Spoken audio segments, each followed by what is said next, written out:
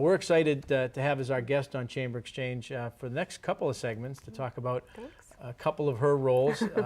Is Jeannie Hebert, who's the president and CEO of the Blackstone Valley Chamber. Jeannie, welcome. Thank you, Tim. It's a pleasure to be here. Well, we have a relationship, the Worcester Regional Chamber of Commerce and Blackstone, partner affiliate chambers, and maybe a little bit we can get into that, but maybe for our viewers, you could tell them a little about the Blackstone Valley Chamber, communities that encompasses, and what you do every day. Sure. Well, we do have a relationship with the Worcester Regional Chamber. We are our largest affiliate and happy to be so, and enjoy sharing a lot of the programs that we do with you and being able to expose all of our members to Central Massachusetts.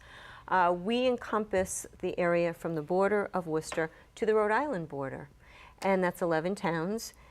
We do a lot of economic development programs there. We're very involved in education as well. We have an educational foundation, and we work with the school systems as well as the Job Corps in Grafton to help many of those students, and Blackstone Valley Tech, which of course we're going to talk about with the correlation of Manufacturing Month, to help those students that maybe are looking for some higher learning help. And we also have leadership and STEM programs that we work within the Blackstone Valley. And that's with the foundation. But on a regular basis, you know, in the 11 communities, economic development, promoting the region, but also programs and events, some of that relate to economic development, but also... We have a lot of educational programs that we produce, especially at our new location now at the Linwood Mill on Linwood Avenue. We have a large room that can be a conference room or educational room, and we can set it up theater style or also with desks. So we've done QuickBooks classes, Excel classes. We have on a regular basis what we call Google classes, but it's really teaching how to utilize social media, how to market your business, how to navigate the internet for your business. So real business related courses. And we listen to our members, much as you do, to see what their needs are and build classes around them. We also had just ran a second Accounting 101 class with one of the professors from Consigman Community College, and we were able to bring it to Grafton and run that in Grafton at the request of the town administrator there. But we've run it at the Chamber, and we'll be running that again. Our QuickBooks classes is run by a certified professor in QuickBooks, and it's done individually. She meets with all of the students first, finds out what their businesses are, and then she customizes the program to what their needs are, because a restaurant may not need the same thing as a sheet metal company. And that's, you know, something that's important in terms of, you know, most of the members of the Worcester Regional Chamber of Commerce, partner affiliates, your members, small businesses. Right, definitely. Really the backbone of the economy, putting people to work, you know, and... Real foundation. For some of the sole proprietors who don't have offices, we give them a place at the Chamber where they can interview prospective new employees, or they might want to utilize our workspace and also some of the computers that are there, or maybe just have some time in an office atmosphere. So we kind of have a mini incubator at the mill as well, and that's been working out really well. And so whether it's a sole proprietor, small business with 3 or 4 employees, that sheet metal business that might have, you know, 20 employees, you know, generally speaking, the owner or the ownership team, you know, they're trying to make the widgets, produce the product, so their ability then to have access to programs so that they can better promote business to business, to the customer population at large, and or comply with state or federal laws that are constantly changing. You're there for them. We are, definitely. Another thing that we provide, as you do too, are the certificates of origin. For many of our manufacturers are shipping all over the world, so they need that certificate of origin. And we provide it online too through eCertify. So it's very easy if they happen to have a shift that's working on Sunday and they need that certificate, I can do it from my phone.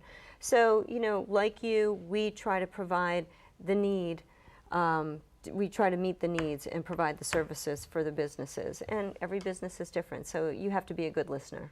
You know, one of the things I think is just very convenient, or I think a positive for us as a chamber, both the Worcester Regional Chamber of Commerce and I think our partner affiliates is that the regions in which they kind of have geographic kind of responsibility for are kind of natural regions, and your name, I think, gives it away. But being the Blackstone Valley Chamber, there's a synergy that exists from town to town, and that you share some common natural resources, a common history, and that is part of what you do in terms of promoting that as well. And of course, now we're a National Heritage Park. President Obama signed that into legislation a year ago, last December.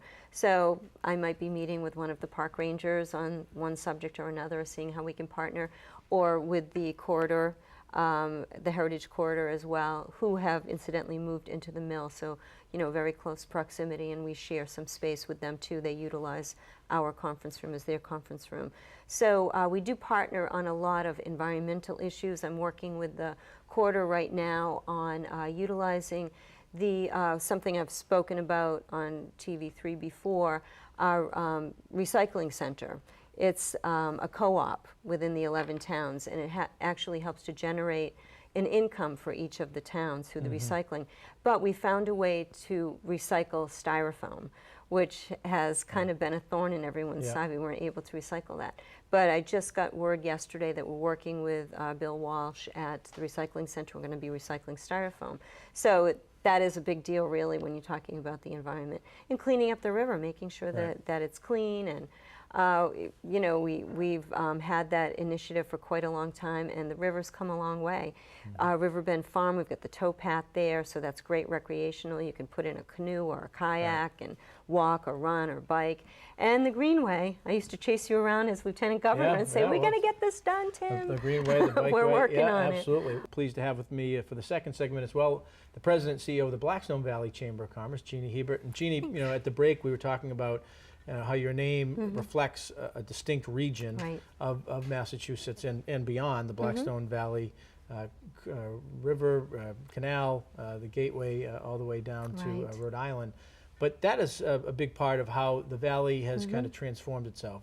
The home of the Industrial Revolution, manufacturing hotbed, still significant, but as the economy's changed, less people employed in that sector, but more needed because of the population aging out. We're going to talk about that. But it's a big part of how the region's transformed itself, kind of travel and tourism, environmental piece with the river, cycling, bike paths. Why don't you talk a little bit about how you've incorporated that? Well, we have a big initiative coming up in September. It's called the GO Initiative. We're working with Charlene Perkins-Cutler from the Corridor Commission on that, and that's a tourism initiative, and working with Discover Central Massachusetts, of course, one of our other great partners, to promote that. And we're promoting everything that's going on in the Blackstone Valley the whole month of September. And because everything was built around the river and there's still a very vibrant farming community, we're doing a lot of events there. There's Waters Farm Days, where they have log pulling with the draft horses. Whittier Farms has lots of events going on during the month of September. And there's lots of recreational activities going on with the park rangers and at Riverbend Farm and down at the river. So it's a beautiful community, really, really lovely community. I mean, where else can I give directions that say take a left at the pond with the swans and take a right at the waterfall? I mean, it's really beautiful. West End Creamery has lots going on. Southwick Zoo is New England's largest zoo. We've had them on as guests. Terrific people, big supporters of the Valley, not just for tourism, but also when we need something for economic development.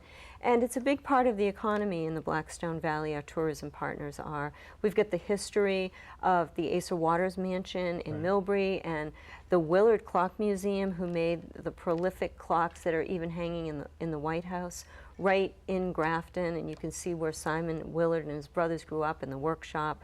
And it's right near Tufts. We hold our STEM conference at Tufts Veterinary School. That campus is beautiful. And then, Millbury is working on their Armory Village to bring back all of the history that's there and to educate the community. So there's a lot going on, and the river is what got everything started. As you said, it's where the Industrial Revolution began, the American Industrial Revolution began. And a lot of people think that we learned from Europe, but it's the other way around. The Europeans came here and they learned by what was going on here, and then they took all of that back again. And you mentioned that manufacturing, legacy still is very strong in the region, and one of the things that we're working on collectively as chambers in the region, the 5 affiliates in the chamber, is promoting manufacturing, and we've got a big month coming up in October. Yeah, we've morphed it from Manufacturing Day to Manufacturing Month. This is the 3rd year that we've been promoting it. We started out small, as you know, with just high school students to meet the needs of those students on the wait list, of which we have over 600 that are unable to gain entrance to Blackstone Valley Tech.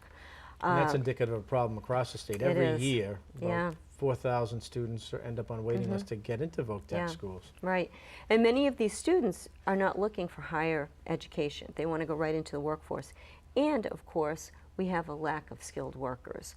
So what we did was, in conjunction with the Education Foundation, we've run some classes to educate guidance counselors to identify the students in what vocation they're looking for, and then we put programs together to match those students with the manufacturers. And some of these manufacturers have given them apprenticeships, and they're helping to pay for their higher education. We have some that are enrolled at Quinsigamond Community College right now. And what we're doing is bringing it a step further and bringing in Benjamin Franklin Institute, who are going to develop custom certificate curriculums to work with these students. So this year, we're going to have the specialized 2 to 4 students that go to the individual manufacturers for a whole day, and they might even make a product that day. And they have a chance to meet with the owner of the business and get a chance to come back as an apprenticeship. We have middle school students. And that's so important. Oh, there's no better champion than Bill DiBenedetto from Lampen Corporation, and how that hands-on experience is transforming for young people and shows that their careers and gets them excited about it. Right, and his neighbor, Leora Stone at Precision Engineering, and a sheet metal manufacturer, she's been a great champion of this too. And we've got the middle school students later in the month that we take by the bus loads to do tours. They do 3 tours a day, and we end up at a larger facility. We even partner with Saint-Gobain and Waters Corporation, Atlas Worldwide, and have a lunch and recap what went on for the day, and learn about what their needs are. And this year we're going to have someone from Benjamin Franklin Institute speak to the students so they can see what the interests are.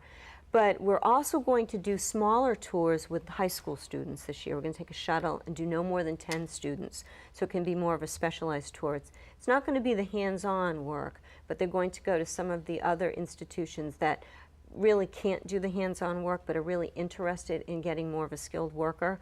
And we're going to modify kind of like the middle school tour. So we've grown that. We have the STEM program that's in the middle of the month at Tufts. So we're really got a very vibrant program going this month. Right.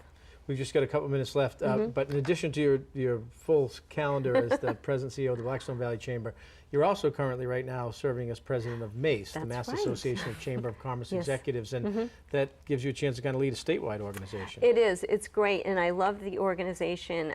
Every Chamber of Commerce in the state should belong to it, and unfortunately they don't. But as you well know, we get together with legislators, we get together with any new issues, anyone that's at the forefront of new issues, educate the Chamber of Commerce executives so that we can go back and we can bring this information to our members who may not know about some legislation that's going to come up that could be very detrimental to how they do business. Right. So it's really an important organization, and we're trying to grow it, make it bigger, and make it better. Right. Yeah, you were just with me at the conference in Savannah. Yeah, well, ACE, which is the Association of Chamber of Commerce Executives, which is a nationwide organization. Which it's actually worldwide. We had Australia and Canada there. Right, worldwide.